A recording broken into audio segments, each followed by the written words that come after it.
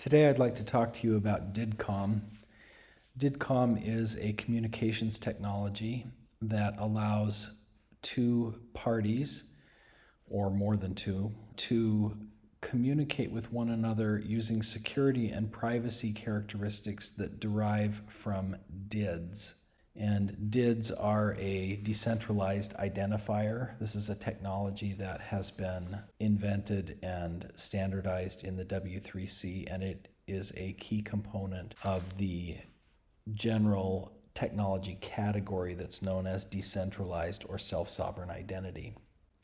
A lot of times when DIDComm is explained to other people, it is oversimplified in a way that hides some of its most important characteristics. It's described as a secure communications mechanism, which is true but woefully inadequate.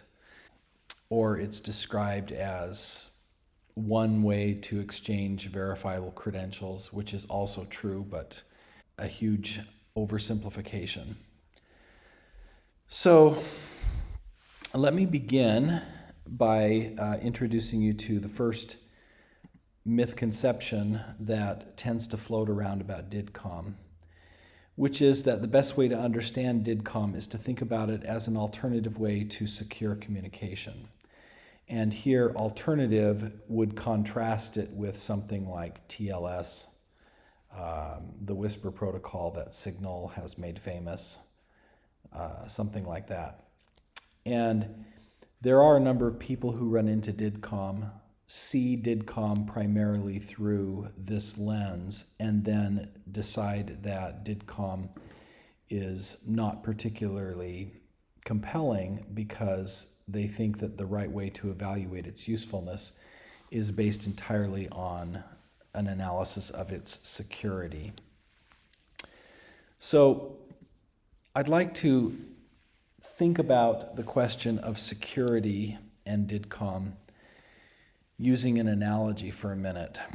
We all are familiar, I think, or at least many of us will have seen this kind of interface to a bank where you drive up and you can use a pneumatic tube to send information to and from a human employee of the bank that sits behind a glass window. These pneumatic pipes are a little bit of a relic from an earlier age in some ways, and they're not used all over the world, but they're common in some parts of the world. And they provide security. And I'd like to compare these pipes to the secure pipes that exist today in many internet contexts, either secure pipes for TLS, browsers, the web, or secure pipes for chat, things like what's used by Signal and so forth. A common reaction of people who know a lot about that problem domain is, well, we already have a secure pipe, you're reinventing the wheel.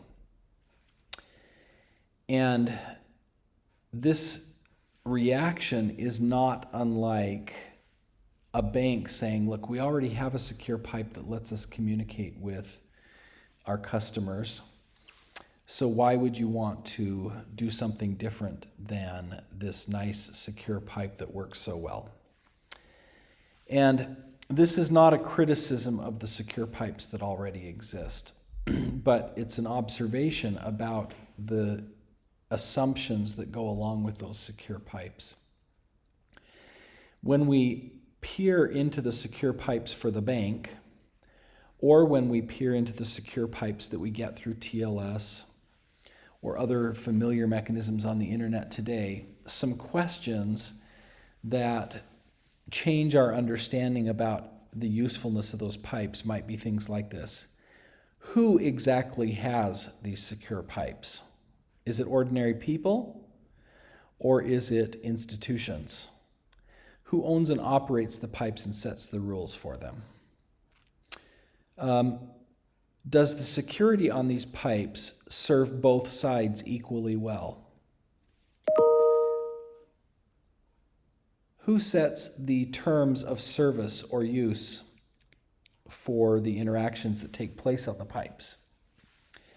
Do the pipes reinforce or break silos? Do they kind of hold people captive to a relationship? Or could you use the security of those pipes in arbitrary new relationships? Could you connect the security of those pipes to the security of other pipes and have things pass from one environment to another? And what about the security of things when they come off of the pipe, when they're not in a pipe anywhere?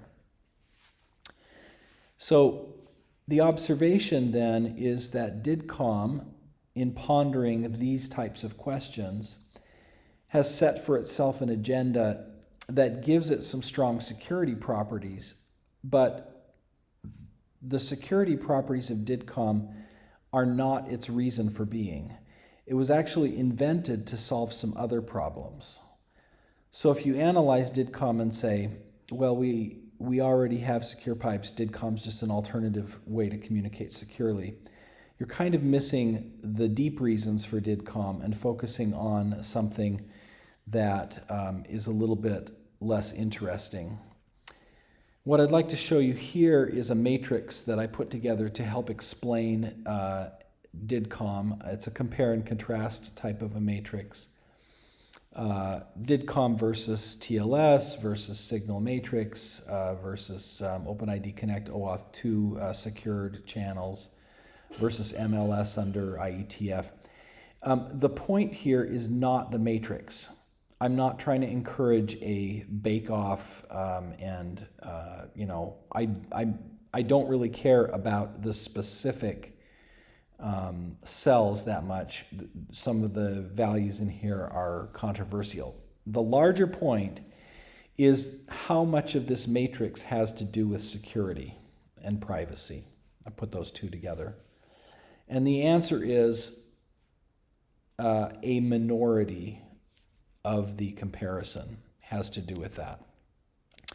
So DIDComm is not just an alternative security mechanism. There's more to the story. Now, a second myth that is often associated with DIDComm is that DIDComm has invented its own security or crypto. And this is typically raised by people who are concerned that DIDComm could be dangerous or have a shaky foundation for its security because it's doing too much on its own.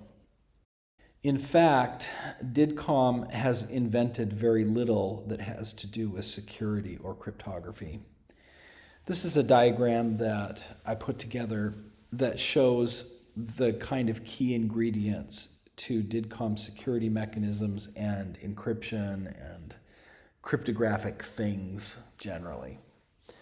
At the bottom, you see that DIDComm has several components to its encryption mechanisms and several components to its key agreement mechanisms. At the top, you see the source of these things.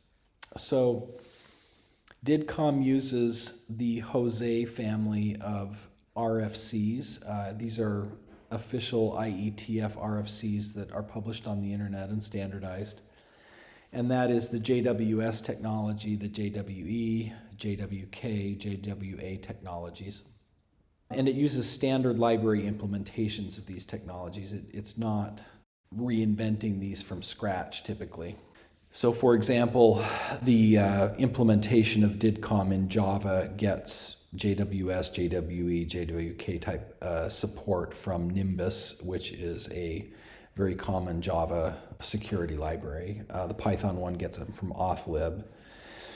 So the components of the mechanisms for encryption in DIDComm are those. Now, there are also some connections to the key agreement mechanisms that DIDComm uses that are standards oriented. Two of the boxes at the top are blue instead of gray. These are proposed standards, not actual standards.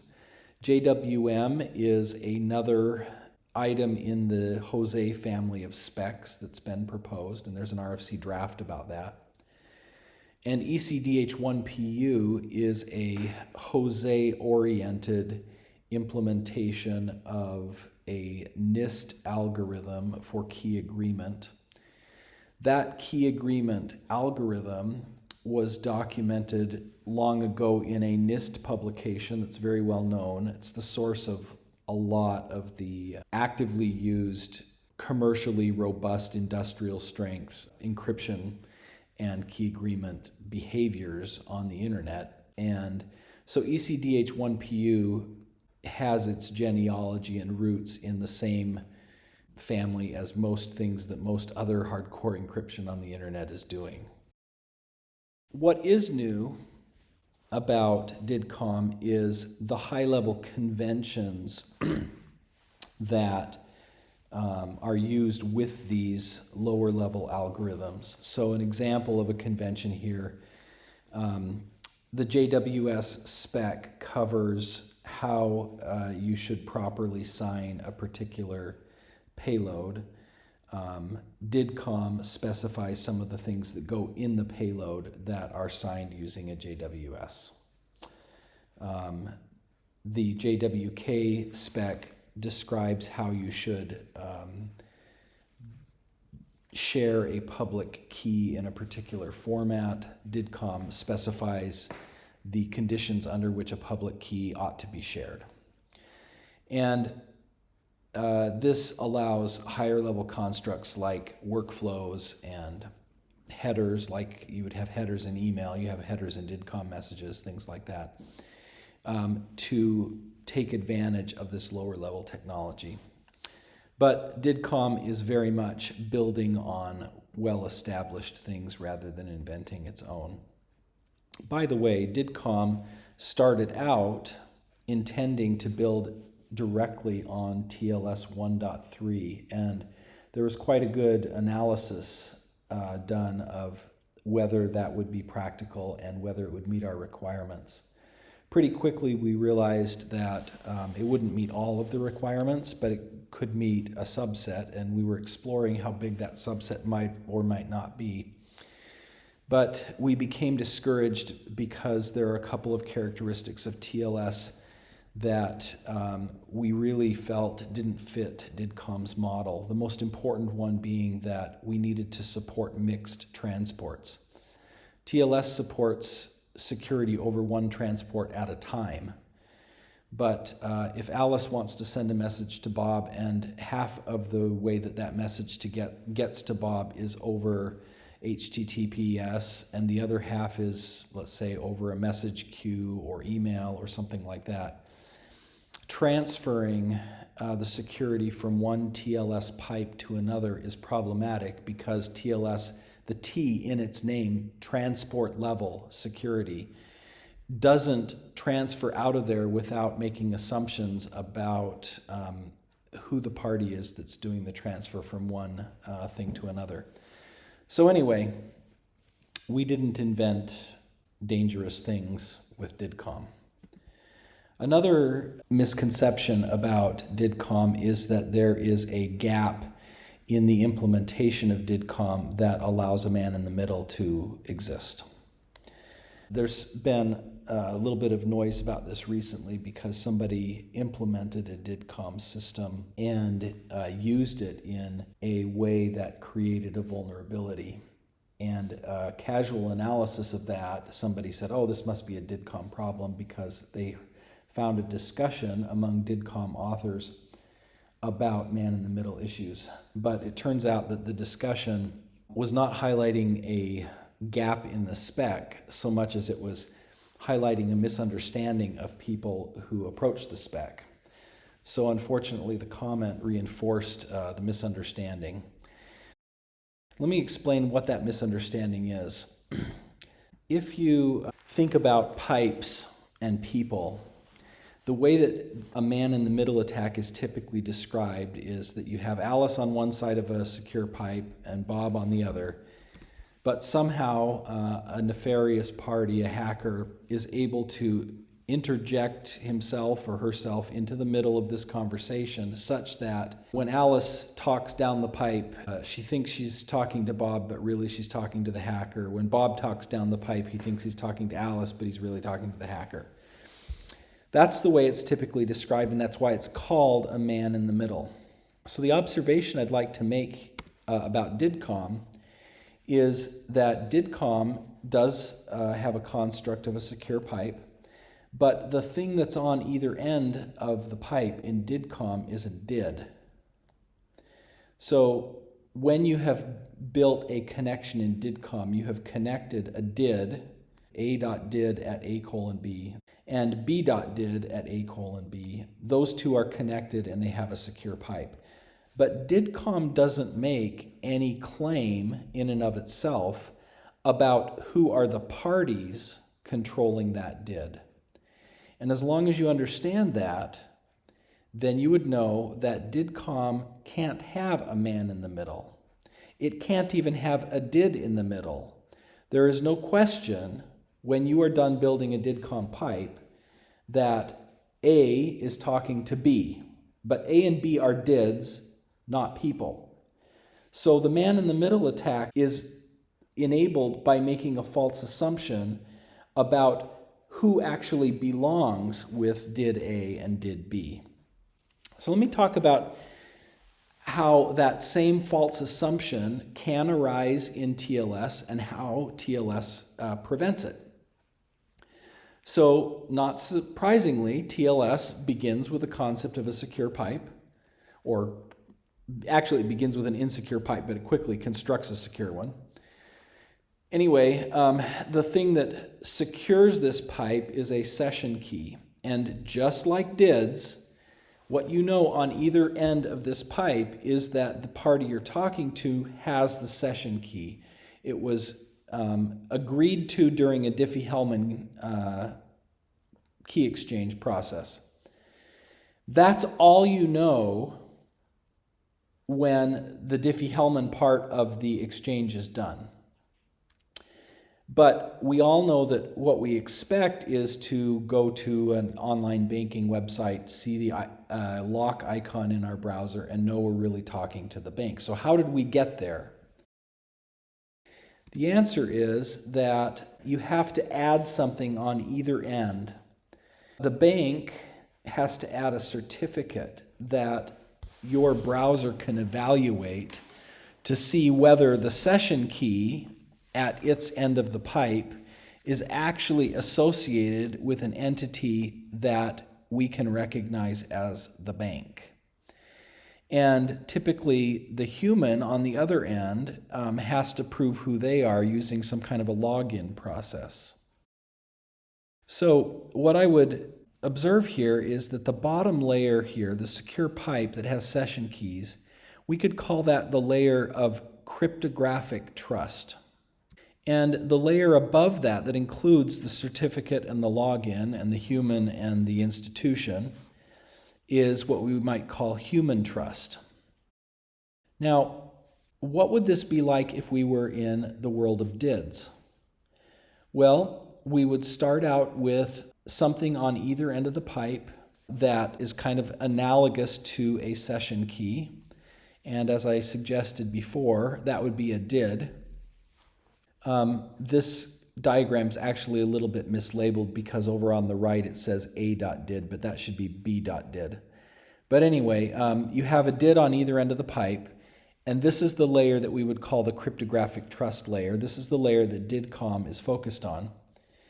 And you need to add something before you know the man or institution on either end of the pipe, and before you can reason about whether there could be any entity in the middle. You know that you have DIDs on either end, and there's no DID in between those. But what you don't know is whether the DID that you're talking to at the other end of the pipe is really Bob, or is it a hacker pretending to be Bob? And so what you would do is you would add verifiable credentials or a verifiable presentation on either side of this to assure you that the party you're talking to is really who you intend. And you end up with exactly the same phenomenon that you have in TLS. There is cryptographic trust, and it is quite robust. There's no man in the middle. And then human trust tells you whether the party you're talking to is the party that a human actually expects. When you combine those two, you have a perfectly good system. If you don't combine those two, you may not be able to have a very good system. And in TLS, we have that kind of a problem in a couple of well-known cases. A self-signed certificate doesn't let us reason strongly about whether we're really talking to an institution that we think. And a person who hasn't yet logged in hasn't yet proved who they are to the institution's satisfaction. And until those two conditions are met, TLS has exactly the same potential for man in the middle as DIDComm does. And once those two conditions are met, TLS doesn't have the problem, and neither does DIDComm. So it's for exactly the same reasons and under the same conditions that you drive the man in the middle out of the equation. Okay, another myth about DIDComm is this is typically a misperception that's associated with people who've known about it for a while, but the idea that DIDComm is only for Hyperledger or self-sovereign identity ecosystems that are very Hyperledger oriented. That's because DIDComm was started in Hyperledger circles, but it's actually long since left its Hyperledger baggage behind. Let's just evaluate that claim that I just made in 4 important dimensions. First of all, what DID methods can you use with DIDComm? Well, basically, it's conceivable that there's some DID method you couldn't use with DIDComm. I haven't really gone and looked. But basically, any DID method that supports elliptic curve cryptography, which is a whole bunch of familiar DID methods that have nothing to do with Hyperledger, can be used with DIDComm. What type of credentials can you use? Well, basically any credential type you want. How about what blockchain could you use? The answer is you could use any or none. DIDComm doesn't really care. You can use a distributed ledger, you can use a distributed hash table like IPFS, you can use DIDKey or DIDPeer that don't use any of that stuff at all. What kind of governance models does DIDComm support? Any of the governance models that have been seriously proposed and implemented will fit with DIDComm. It's not strongly opinionated.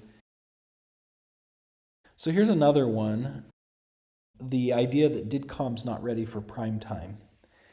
This arises out of a sense that we've been talking about DIDComm for a long time. People are saying, why is it taking so long? And this is partly because there's 2 different versions of DIDComm. There was a DIDComm v1, and it first went into production in 2018. And let me say that again. It was in production. I'm not talking about pilots. It was in production in 2018. It has had hackfests and multiple vendors with different kinds of stacks demonstrating interoperability in formal ways with test suites and all kinds of stuff like that. But it wasn't called DIDComm originally. It was called agent-to-agent communication. And when we started work on DIDComm in the Decentralized Identity Foundation, that was, I want to say about 18 months ago, we concluded that we were going to write a new version of the spec. This is V2 of the spec. And so let's kind of look at the maturity of things today. Well, first of all, it is a V2 spec, which is a good thing. It means that we have a spec that's based on several years of real-world implementation experience by multiple vendors. The spec now has more than a dozen contributors from many different organizations, and it represents thousands of person hours of incubation. Like I said, it started at Hyperledger, and then it continued at the Decentralized Identity Foundation. So it's had two significant sponsors, if you will, of the effort. And it is headed to IETF as an Internet RFC next. Is there really any evidence of interoperability with it? Yes. As I mentioned, V1 was formally proved with about a dozen vendors. V2 demonstrated, not in this actual presentation, but was demonstrated at a IIW conference in October 2021. You can go get the libraries and essentially repeat those demos yourself with very little effort. And this brings me to the implementation question. V2 has today, it has 8 wholly independent open source implementations. And when I say wholly independent, I mean they're built from scratch differently. They don't have common genealogies or stacks. In 5 different programming languages, and that doesn't count wrappers in some additional programming languages. And you can use pip, Maven, Cargo, NPM to simply get a dependency and use it. It's very straightforward. What keys can you use? You can use elliptic curve keys that are very familiar, SecP256K1, 384, ED25519. You can use NIST and non-NIST algorithms. What dependencies does it have? Well, it depends on Jose libraries, elliptic curve cryptography, and then whatever DID method you like. It doesn't really have anything else. Another thing that's sometimes said about DIDComm is that this is just another credential exchange approach. You could just as easily exchange credentials in some other way, like over TLS. It's true that DIDComm can be used to do credential exchange, but describing DIDComm primarily as a credential exchange approach is kind of missing the point in the same way that describing it as a security mechanism is missing the point. So let me go back to the analogy that I used earlier about these pneumatic pipes at banks. If instead of focusing on the pipes, somebody were to focus on the actual place where you stick values into the system and press buttons to make them move, you could basically compare that to saying we already have an API. And it is true that we already have some APIs that facilitate things like login. And login can be reframed as a credential exchange activity. And that's the activity that's happening with OpenID Connect right now. And you could say, well, we already have this, so why do we need another thing? Like the earlier question about why we can't use the secure pipes, this question about why we can't use the existing API is kind of a straw man oriented question because it encourages you to think that the problem we're trying to solve is just to have an API. But if you dig a little bit deeper, you see that having an API isn't really the end of the analysis here.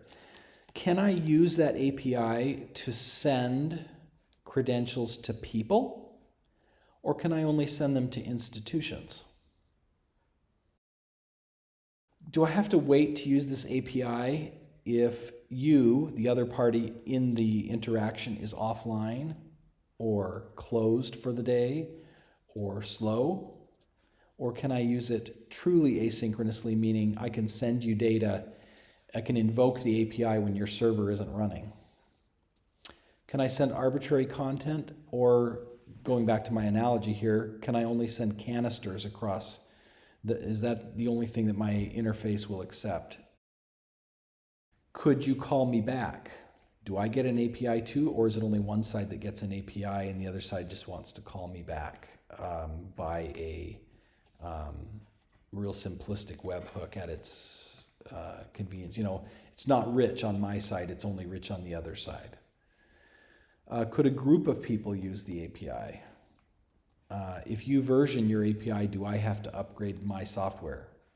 All of these are questions that, if you poke at them and you ponder them, lead you to the conclusion that maybe just having an API is not the end of the conversation.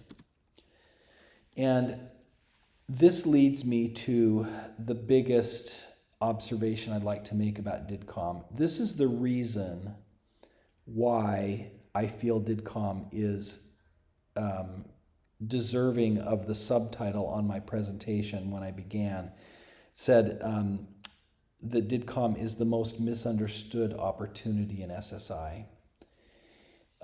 We think that SSI is all about credentials, and we're wrong. SSI definitely needs credentials. I love credentials. I'm a fan. They accomplish important things. But if we think that we really can boil SSI down to something that simple, we have forgotten some important things. And to illustrate that, I'd like to bring up this question that was posed on Quora. This is a little bit of a funny question, in my opinion. This guy says, "Why does my wife talk to everyone about our relationship and not me?" So can you imagine some of the reactions this elicited? This one was one of the more polite reactions, but gets at the same sentiment that a lot of other people expressed. If you're asking strangers on the internet and not your wife about your problems, then you have a problem. Lack of communication between you being the biggest one. Now, how does this silly thing relate to the notion of exchanging credentials? Well, let me suggest that asking strangers on the internet about you or your problems is essentially what exchanging verifiable credentials is. And what this answer suggests in human terms is, instead of asking other people what they think about you, sometimes it is ethically better and far more humanly satisfying to actually interact directly. Now, you could say, of course we can do that with verifiable credentials, and I agree. But stick with me for a minute, because I feel like this is a really important concept. To illustrate it a little bit further, there is a BBC interview that I found. I'm not going to play it here because of copyright restrictions, but you can see the URL for it at the top of the screen there. It's a 1 or 2 minute clip. But what I'm going to do is just summarize this. It's about a man who is blind and is a young father. And he talks about going to the park with his son on a regular basis and his experience being a dad there at the park. Obviously, his son wants to kind of putter around in front of the water and play and get on the swings. And some parts of that play time he can facilitate easily, but other parts are challenging for him. And what he describes in this brief interview is that he has heard little kids say, "Can he see something?" Sometimes little kids will come over and ask him a question, but sometimes they'll just ask their parents how they should handle the fact that there's an adult there who's blind. And he doesn't so much mind the little kids behaving this way, but he says he's frustrated that adults are doing the same thing. Like he'll hear two mothers, or maybe it's a mother and a father or something, over on the other side of the playground talking about him. What should we do to help this guy? Should we do anything? Do you think he can watch it? Do you think he'll notice his son doing this or that? And the dad in the interview expresses his frustration and says, "I want people to talk to me, not about me." So let me make the following observation. Verifiable credentials are a standard way to say something about an identity. As I said, I'm a big fan of verifiable credentials. They're important. But just think about that phrase, say something about. Okay? DIDComm, and this is the essence of DIDComm's value proposition. This is what it really is about, not the security, not the API, whatever. DIDComm is a standard way to interact with and identity. It's the distinction the blind father is trying to make, saying something about me, talking to me. DIDComm is a standard way to talk to me. Now, one of the things you can do when you talk to somebody is authenticate them. So could you actually say to a person, hey, I'd like your credentials, please give them to me? Yes, of course you could do that. But it goes so far beyond that. What other things might you want to do besides authenticate somebody? The answer is almost anything you can imagine.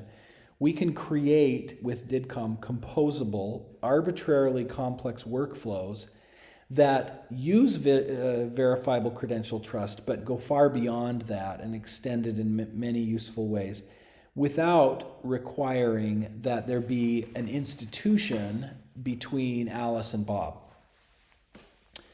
There is an institution between Alice and Bob when Alice gets in an Uber that Bob is driving, and that would be like Uber that is mediating that interaction. What I'm suggesting here is that interaction you could replay, but have Alice and Bob directly talking, directly establishing trust, and not have the mediator in between.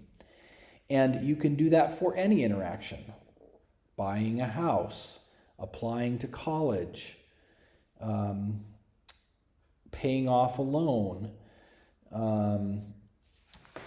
getting medical advice from a doctor, arranging a wedding, any kind of interaction that requires parties to trust each other and that is complex and economically valuable can be done with DIDComm. And if you do it with DIDComm, you have a standard way to guarantee the trust because the trust is based on DIDs. And if you need to elevate into the human rather than just the cryptographic level, then the trust is based on verifiable credentials. And so you no longer have to invent the way that you trust a person when buying homes and the way that you trust a person when applying to college. It's the same recipe played out over and over again, and you can arbitrarily combine and compose these things in whatever rich and innovative ways you can imagine. That is a huge opportunity, I believe. DIDs are the root of both of these technologies, and that's why they are friendly and synergistic with each other. I want to leave you with a couple of thought questions, and the first is this. Which of these two, the red phrase, say something about, and the blue phrase, interact with, feels to you like it is more deeply aligned with the values and the ethos of self-sovereignty? Think of the blind father, okay? And second thought question, which is truly the biggest opportunity? Is there more innovation and economic value tied up in the problem of saying something about people or interacting with people? And I think if you ponder those questions, you might come to feel, as I do, that DIDComm is an incredibly promising technology. It has a bright future in front of it, and it's time that we start leveraging it more.